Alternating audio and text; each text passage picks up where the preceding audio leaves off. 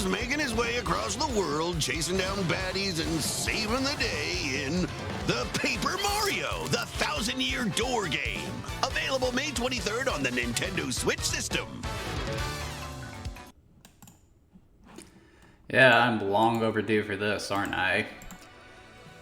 Anyway, guys, got another Bladeslinger vlog for you. This is a little different, though. This is going to be more of a video review than anything, so... between doing all this stuff for YouTube that I've been doing lately, as well as just, dealing with my everyday job, I try to get as many new games in as possible, and the most recent game that I completed was Paper Mario and the 1,000-Year Door, the remake, that is. This is one that a lot of my friends have been asking me to play for a while, particularly Steffi, the MLG Panda. This is one of her favorites. So I told her when the remake came out that I would give it a shot, and now that I finished it, I thought it was time to get my thoughts on it. I guess before I go any further, I should give my thoughts on the rest of Mario's RPG career. I'm honestly not the biggest fan of Super Mario RPG. Honestly, I'm not the biggest fan of RPGs in general. I feel like a lot of RPGs tend to be more of a numbers game than, well, a game.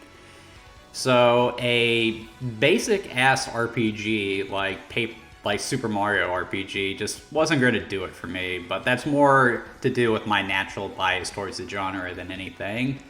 Really, all this is just your straightforward RPG with a really detailed Mario paint job. But it's also that paint job that makes it worth playing in the first place. The game just reeks of the style of the Mario series. It's got great writing. It's a very funny game. Actually provides some good characterization. It's a perfectly fine game. It's just not something I personally got into. I'm also not the biggest fan of Paper Mario, honestly. Like, my biggest problem with Mario RPG is that it's just a little too simple for my taste. And I feel like Paper Mario takes that a step too far because it further simplifies things to a detrimental degree, I would say.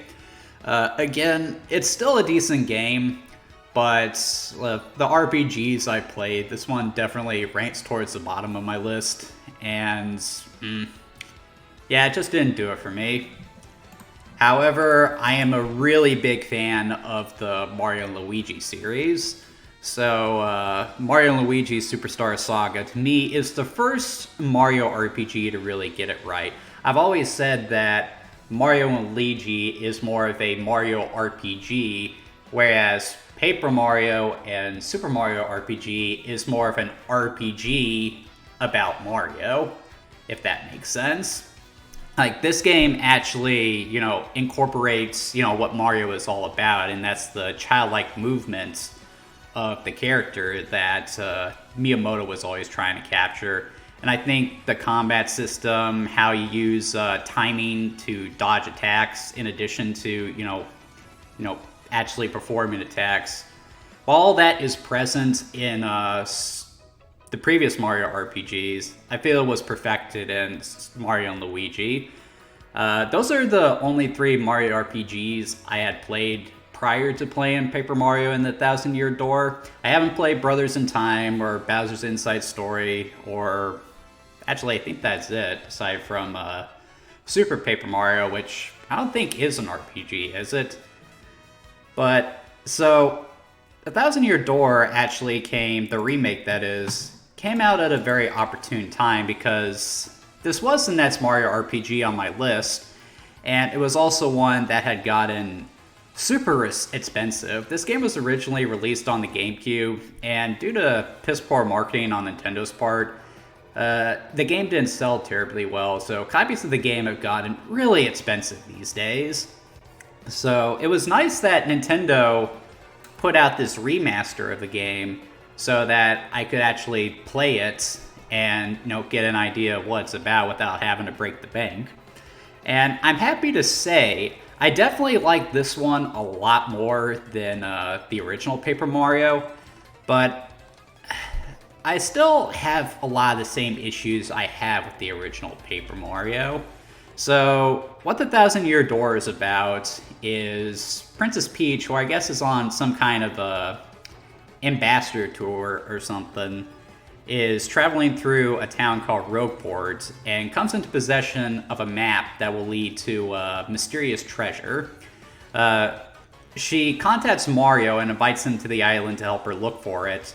But when Mario gets there, Princess Peach is nowhere in sight, and after conferring with a couple of the locals who help him figure out the map that Peach had sent him, the two set out on a quest to, unlock the Thousand-Year Door, which is evidently what will lead them to the treasure, and hopefully allow them to find Princess Peach, who has been kidnapped by a group of space pirates or something.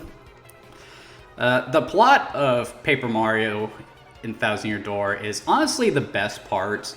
One thing that I will always praise about the Mario RPGs is that it actually fleshes out the world of Super Mario in a way that the mainline games just don't do.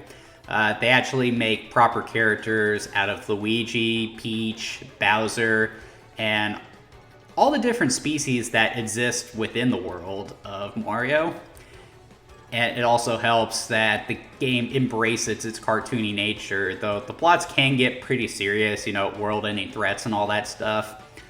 The game never loses track of the fact that it is a Mario RPG, and thus it embraces a lot of funny dialogue, a lot of slapstick. It's just a really fun story, even if it's not as deep as other Mario RPGs. The presentation is also really strong. One of my few praises of the original Paper Mario were the approach to graphics.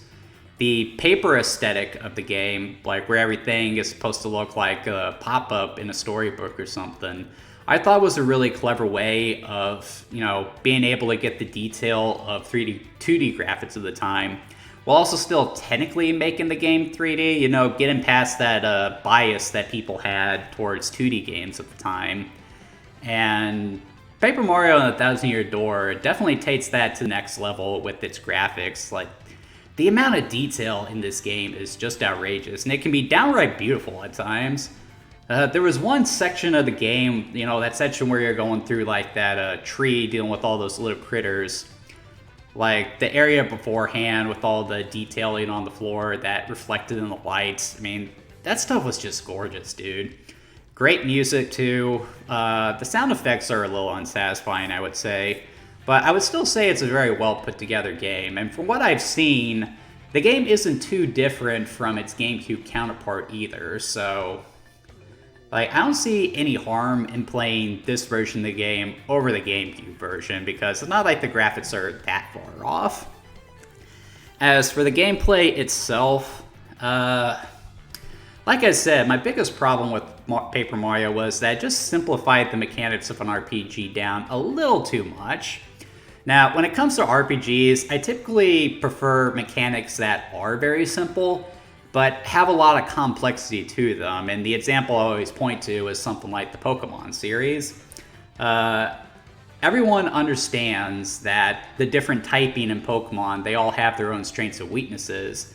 And due to the fact that you can only have 6 Pokemon in your party at one time out of 150, you can't have the perfect team that's prepared for everything. That's a system that is easy to understand, but there's a lot of depth that you can squeeze out of it, especially in later games of the series. And that's just something that I feel Paper Mario doesn't really have. A lot of the time I just felt like I was playing the game on autopilot, so I wasn't really thinking about what I was doing a lot of the time. And that did get dull after a while. Now, that's not to say that it can't be fun to play. The game does see you fighting a bunch of really cool monsters. The boss fights are especially epic. And it still uses that system from Super Mario RPG, where if you tap the button at the right time, you do more damage. Or if you tap it while you're being attacked, you'll minimize the damage. But to me, it just kind of made the battle system a bit more tedious. I know there's plenty of people who are going to get into it, but I just never got into it. And I don't think Paper Mario really does much to mix that up. Now, exploring the world, on the other hand, that's where Paper Mario has the most fun. not only do the different people you can have in your party have different abilities that can let you solve puzzles within the world, but just about every level in the game has you doing something unique. Again, in that level I was talking about earlier, you're essentially in command of an army of these little critters, and you have to make sure you keep the group together, figure out ways to get them over gaps. There's a bit more thinking involved there than there otherwise would be in your standard RPG. So it's nice that it doesn't rely heavily on the battle system. But apart from that, I just don't have a lot to say about Mario RPG from a gameplay perspective. I just don't think this game is, doing a whole lot in regards to its gameplay. That also means that it's a pretty easy game. Like, I had no trouble conquering the challenges in this game. I'm sure there's some side content that I didn't cover, but it did honestly get a little boring at times. But it is a long adventure too. I mean, you'll definitely get your money's worth for this. I have no problem spending $50 on this one, or $60, or whatever games are going for these days. But yeah, at the end of the day, I would just call Paper Mario and the Thousand Years Door okay. Now, it's not that I think that this is a terrible game at all. If I had to rank it, it would probably end up at like a 7 or 8 out of 10 for me. It's just, again, I'm not a big fan of RPGs in general, and in regards to Mario, with the exception of Mario and Luigi, I'd much rather be playing one of the platformers, or really anything else he's done.